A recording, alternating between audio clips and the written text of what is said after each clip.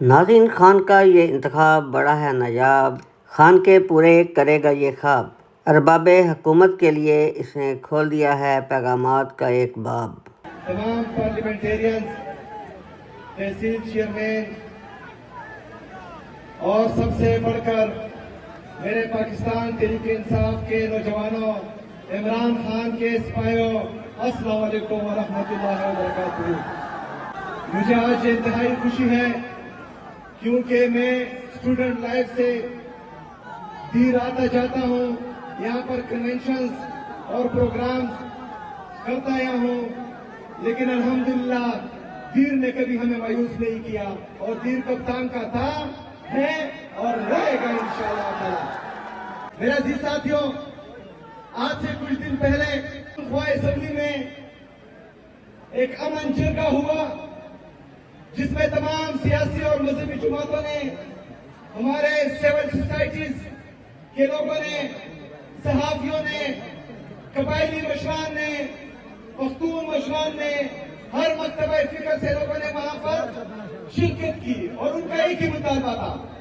کہ ہم خیبر پختونخوا کی سرزمین پر صرف اور صرف امن چاہتے ہیں، امن چاہتے ہیں، امن چاہتے ہیں۔ لیکن میرے عزیز ساتھیوں، جیسے ہی ہمارا وہ جرگہ ختم ہوا، جرگے سے باہر ہمارے کچھ مہمان جا رہے تھے، لیکن پاکستان پر قابض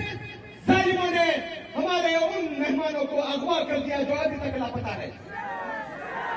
خیبر پختونخوا میں جو یہ خود ساختہ دہشت گردی ہے، اس سے تنگ ہے، بند کمروں کے فیصلوں سے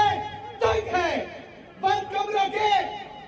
فیصلے جو ہم پر مسلسل مسلط ہوتے آئے ہیں ان سے تنگ ہے۔ اس لیے تمام لوگ اتفاق اور اتحاد کا مظاہرہ کرتے ہوئے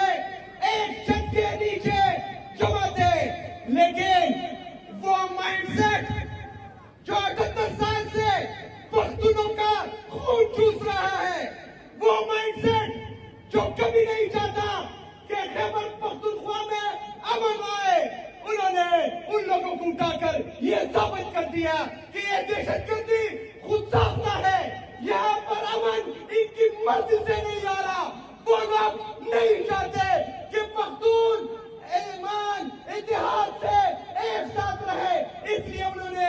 بغیرتی کی، لوگوں کو اٹھایا۔ ہماری پختون روایات ہے کہ جو جرگے کے لیے آ رہا ہو